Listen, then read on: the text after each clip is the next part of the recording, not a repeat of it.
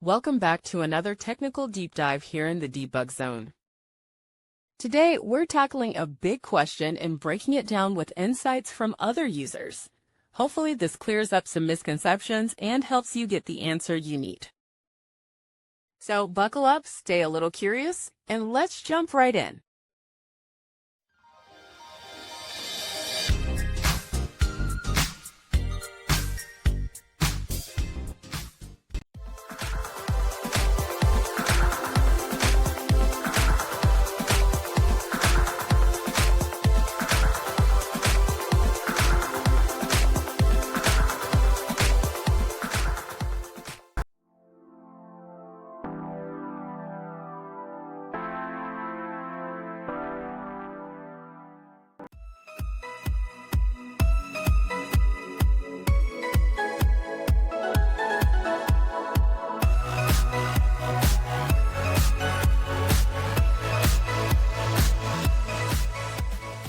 And that's a wrap.